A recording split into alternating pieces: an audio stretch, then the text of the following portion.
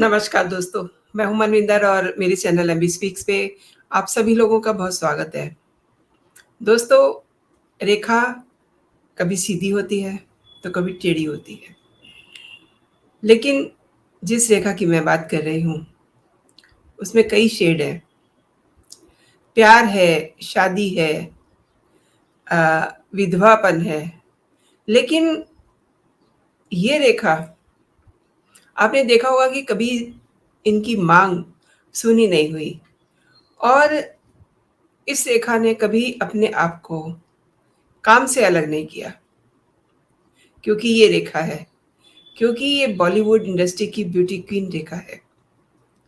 अच्छा, अगर मैं उनके प्रोफ़ाइल की बात करूँ, उनकी पहचान की बात करूँ, तो वो उनके साथ नाइंसाफ़ी होगी, क्योंकि वो किसी पहचान की मोहताज ही नहीं हैं।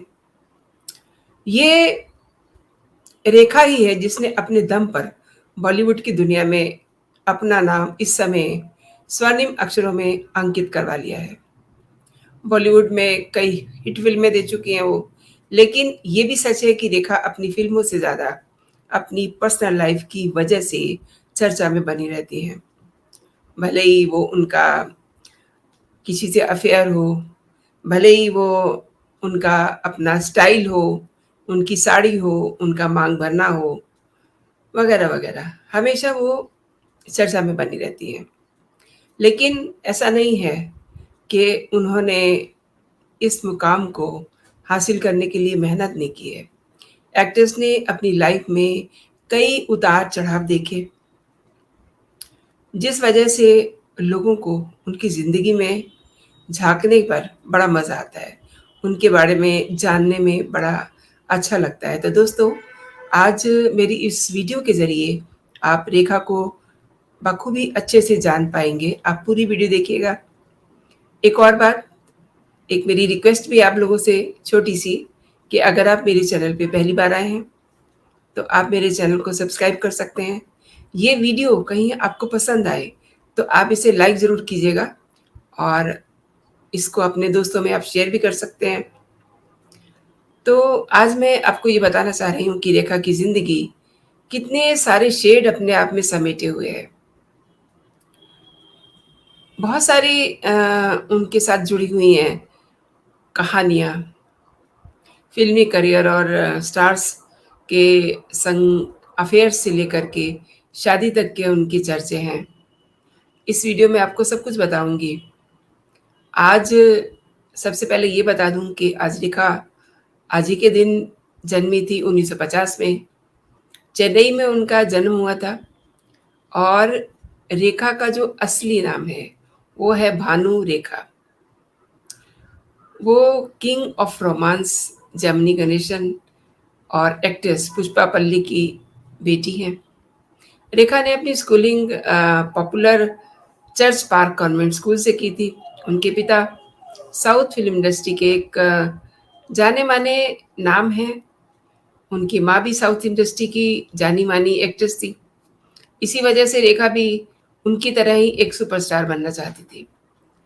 हालाँकि रेखा ने पढ़ाई में काफ़ी मन लगाने की कोशिश की, लेकिन उनके आर्थिक हालात ऐसे थे कि पढ़ाई उनसे छीन ली गई।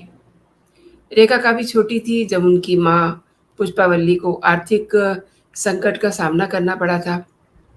यही वजह थी कि रेखा ने छोटी उम्र से ही काम करना शुरू कर दिया था।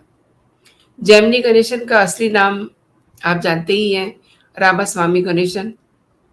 फ़िल्मी दुनिया में कदम रखने से पहले ही वह मद्रास के क्रिश्चियन कॉलेज में केमिस्ट्री के लेक्चरर थे, लेकिन नौकरी छोड़ के उन्होंने फ़िल्मी दुनिया का रुख किया।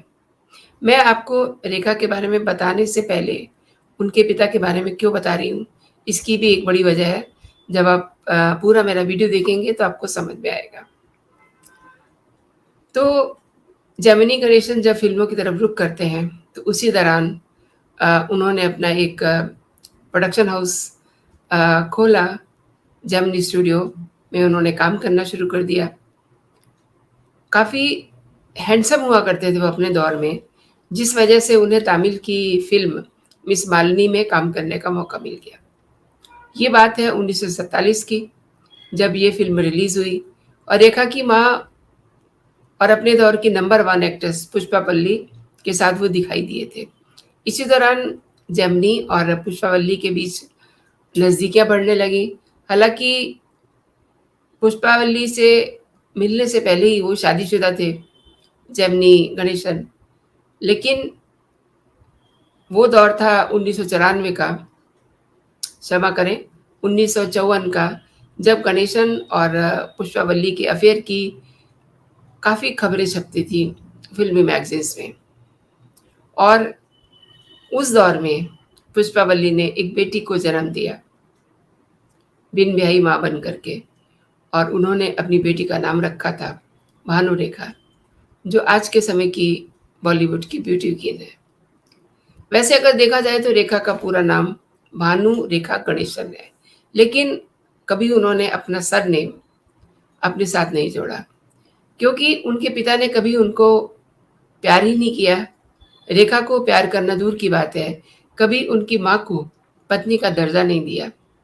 अब आप ये भी कह सकते हैं कि ऐसे रिश्तों में अ, कोई नाम नहीं होता इन रिश्तों का। इतना ही नहीं, जेमिनी ने रेखा को भी अपनी बेटी के रूप में स्वीकार नहीं किया, और यही वजह है कि रेखा आज तक अपने नाम के आगे सरनेम का इस्तेमाल नहीं करती। रेखा अपने पिता से बेहद प्यार करती थी, जैसे हर बच्ची अपने पिता से प्यार करती है। जेमिनी गणेशन और उनकी पत्नी टीआर अल्लामेलू की बेटी नारायणी गणेशन पेशे से जर्नलिस्ट है, और उन्होंने अपने पिता की लाइफ पर एक किताब लिखी थी, जिसका नाम eternal romantic my father Gemini Ganesan है। इस किताब में नारायणी ने अपने पिता के लिए रेखा की भावनाओं का जिक्र किया था। इस किताब के अनुसार रेखा ने जेमिनी गणेशन के बारे में कहा था, हालांकि वे हमारे साथ कभी नहीं रहे, लेकिन हम जहाँ गए और जो भी कुछ किया, हमेशा उनकी उपस्थिति को महसूस किया। मेरी माँ अक्सर उनकी बातें किया करती थी। वे हमेशा हमें उनकी पसंद नापसंद के बारे में बताया करती थी। अब आप इसे प्यार या लगाव कुछ भी कह सकते हैं, आपकी मर्ज़ी। ये लिखा गया था इस किताब में। रेखा ने महज 16 साल की उम्र में ही फ़िल्मी दुनिया में कदम रख लिया था। उन्होंने अपने करियर की शुरुआत 1966 में रिलीज़ हुई तमिल फ़िल्म रंगूला रतलाम से की थी। इस फ़िल्म में रेखा बतौर चाइल्ड आर्टिस्ट नज़र आई थी, और इसके बाद रेखा को कन्नड़ फ़िल्म में बतौर लीड एक्ट्रेस पहचान बनाने का मौका मिलता है। इस फ़िल्म का नाम ऑपरेशन जैकपॉट नल्ली सीआईडी 999 है, जिसमें रेखा के साथ उनके उस ज़माने के मशहूर अभिनेता राजकुमार नज़र आए थे। इस फ़िल्म में रेखा के काम को काफ़ी पसंद किया गया था, जिस वजह से एक्ट्रेस ने बॉलीवुड की ओर रुख कर लिया। रेखा ने बॉलीवुड में 1959 में अनजाना सफ़र से कदम रखा था, लेकिन ये फ़िल्म और अभिनेता विश्वजीत चटर्जी के एक किसिंग सीन की वजह से कंट्रोवर्सी का शिकार हो गई थी, जिस वजह से ये फ़िल्म सेट से कोर्ट तक पहुंची। और हैरान होने की बात यह है कि इस फ़िल्म में होने वाले किसिंग सीन के बारे में रेखा को जानकारी नहीं दी गई थी, जिसके बारे में रेखा ने अपनी biography Rekha the untold story में लिखा था। इस किताब के लेखक यासिर उस्मान ने लिखा था कि इस फिल्म में एक रोमांटिक सीन की शूटिंग के दौरान जैसे ही डायरेक्टर ने एक्शन बोला, तो एक्टर विश्वजीत ने रेखा को ज़बरदस्ती किस करना शुरू कर दिया। इस दौरान रेखा ने विश्वजीत को हटाने की काफ़ी कोशिश की थी, लेकिन वो रुके ही नहीं। ये सीन लगभग 5 मिनट तक चला। इस दौरान वहाँ मौजूद सब लोग सीटियाँ बजा रहे थे, लेकिन रेखा की आँखें नम थीं। हालाँकि इन विवादों की वजह से ये फ़िल्म सालों तक लटकी रही। इसके बाद रेखा ने 1970 में रिलीज़ हुई फ़िल्म सावन भादो के ज़रिए बॉलीवुड में डेब्यू किया। रेखा की पहली फ़िल्म ही बॉक्स ऑफिस पे हिट साबित हुई। इसके बाद रेखा रातों-रात स्टार बन गई, लेकिन रेखा को असली पहचान मिलती है 1976 में रिलीज़ हुई फ़िल्म दो अनजाने, जिसमें वो अमिताभ बच्चन के साथ नज़र आईं। इस फ़िल्म में रेखा की एक्टिंग को लेकर के अमिताभ बच्चन के साथ उनकी केमिस्ट्री को फैन्स ने काफ़ी पसंद किया। इसके बाद रेखा ने बॉलीवुड को काफ़ी सुपरहिट फ़िल्में दी, जिसमें खून भरी मांग, मुकद्दर का Sikandar, mister Natwarlal, Suhaag, Judaai, Kamasutra, tale of love, Umrao Jaan, Silsila, खिलाड़ियों का खिलाड़ी, बीवी हो तो ऐसी, राम बलराम, न जाने कितने नाम हैं, उतनी उनकी उम्र भी नहीं है, जितनी उन्होंने फ़िल्में की हैं। तमाम फ़िल्मों के ज़रिए रेखा ने खुद को एक वर्सटाइल एक्ट्रेस के तौर पे प्रेज़ेंट किया। हालाँकि रेखा की प्रोफ़ेशनल लाइफ़ जितनी सफल रही, उतना ही दर्द उन्हें अपनी निजी ज़िंदगी में झेलना पड़ा। ये सच है। रेखा को कई बार प्यार हुआ, लेकिन हमेशा उन्हें आखिर में धोखा ही मिला, जिस वजह से एक्ट्रेस आज के समय में अकेली ज़िंदगी बिताने को मजबूर है। रेखा का नाम बॉलीवुड के अभिनेता जितेंद्र कुमार, किरण राव, विनोद मेहरा, संजय दत्त, अक्षय कुमार और अमिताभ बच्चन के साथ जुड़ा। इन तमाम स्टार्स के साथ एक्ट्रेस के अफेयर की खबरें लंबे समय तक चर्चाओं में रहीं, लेकिन रेखा और अमिताभ बच्चन की लव स्टोरी को आज भी फैंस बहुत शौक से पढ़ते हैं, देखते हैं, सुनते हैं। अगर किसी पार्टी में भी दोनों लोग मौजूद होते हैं, तो उनकी मौजूदगी फैंस की क्यूरियोसिटी बढ़ा देती है। रेखा और अमिताभ बच्चन की पहली मुलाकात फ़िल्म दो अनजाने के सेट पे हुई थी। यहीं से दोनों की दोस्ती होती है और धीरे-धीरे ये प्यार में बदल जाती है। लेकिन दिलचस्प ये है कि जब रेखा और अमिताभ बच्चन दोनों एक-दूसरे के करीब आ गए, तब अमिताभ बच्चन पहले से ही शादीशुदा थे। उनकी शादी 1973 में जया भादुड़ी के साथ हो चुकी थी, जिस वजह से अमिताभ और रेखा की लव स्टोरी एक कंट्रोवर्सी बन के रह गई। हालाँकि कुछ समय के बाद रेखा और अमिताभ बच्चन को हमेशा के लिए अलग होना पड़ा, जिस वजह से ये लव स्टोरी आज भी अधूरी है। रेखा की शादी बिज़नेसमैन मुकेश अग्रवाल से हुई थी, लेकिन ये भी कहा जाता है कि रेखा ने पहली शादी विनोद मेहरा के साथ की थी। 80 के दशक में दोनों ही एक-दूसरे के प्यार में पूरी तरह से पागल थे, जिस वजह से रेखा और विनोद मेहरा ने दुनिया की नज़रों से छुपा करके शादी की थी। और ये भी कहा जाता है कि शादी के बाद जब विनोद मेहरा अपनी वाइफ़ रेखा को घर लेके आए, तब एक्टर की माँ कमला ने रेखा को बहू मानने से इनकार कर दिया था।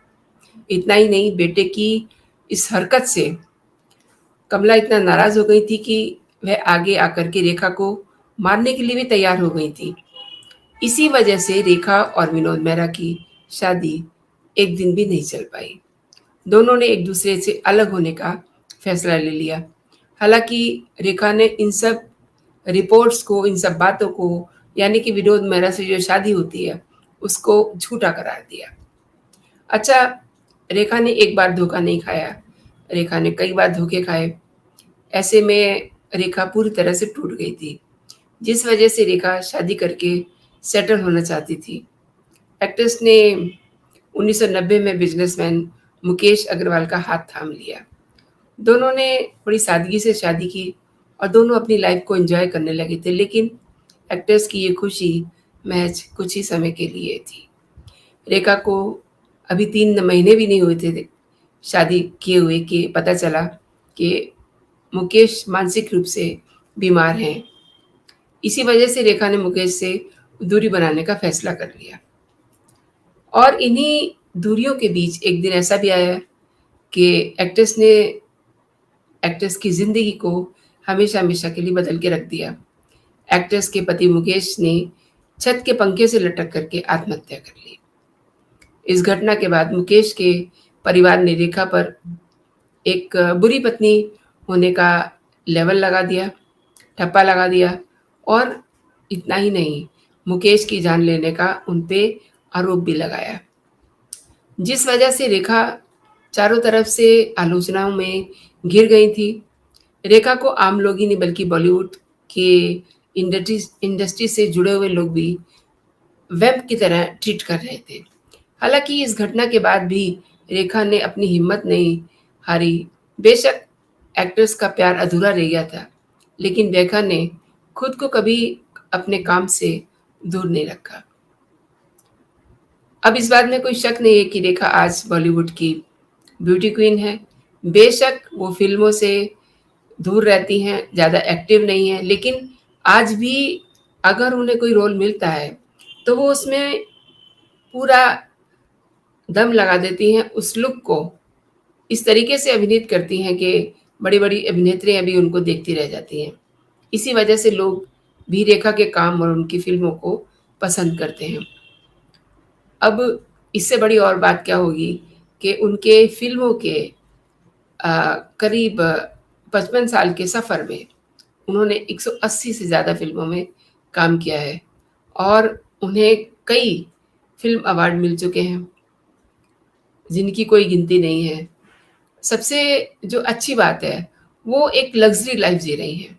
भले ही वो अकेली हैं, भले ही आज वो अ, उन्हें किसी की कंपनी नहीं है, भले ही उनके दिल में बहुत सारे दर्द हैं, लेकिन वो अपनी ज़िंदगी बहुत मज़े से जी रही हैं। इसी वजह से उनके पास ढेरों गाड़ियाँ हैं और हर शय उनके पास है, बस नहीं है तो एक दिल का सुकून, जो किसी भी इंसान के लिए बहुत ज़रूरी होता है और ख़ास तौर पे एक औरत के लिए उम्र के इस पड़ाव पे बहुत ज़रूरी होता है। हालाँकि जब हम रेखा को देखते हैं तो ऐसा लगता ही नहीं है कि उम्र ने कहीं उनको छुआ है। लेकिन उन्होंने अपने काम से भी काफ़ी सम्मान पाया है अपने फैन्स से। इसीलिए मैंने शुरुआत में ये कहा था कि रेखा सीधी भी होती है और रेखा टेढ़ी भी होती है और ये जिस रेखा की मैंने आपसे बात की है, आपने देखा कि उनमें कितने सारे शेड हैं ज़िंदगी के। बहुत बार उनका दिल टूटा, लेकिन वो आज भी अपने काम से प्यार करती हैं और सबसे जो बात नोटिसेबल है, वो ये है कि कभी भी किसी ने उनको सूनी माँग के साथ नहीं देखा है। हमेशा उनकी माँग भरी रहती है। अब आप कहेंगे कि ऐसा क्यों? तो शायद बहुत सारे लोग इस बात को कहते हैं कि वो अपनी माँग अमिताभ बच्चन के लिए भरती हैं। तो दोस्तों, आज रेखा का जन्मदिन है। अगर आपको ये वीडियो पसंद आई है, तो आप मेरे कमेंट बॉक्स में रेखा को जन्मदिन की बधाई दे सकते हैं, हैप्पी बर्थडे कह सकते हैं। जो आपका मन आए वो रेखा के लिए आप कह सकते हैं। तो फिलहाल इतना ही, मैं आपसे फिर मिलती हूँ किसी और नई कहानी के साथ, किसी और नई खबर के साथ। तब तक आप अपना और अपनों का ख्याल रखिए। जय हिंद, जय भारत।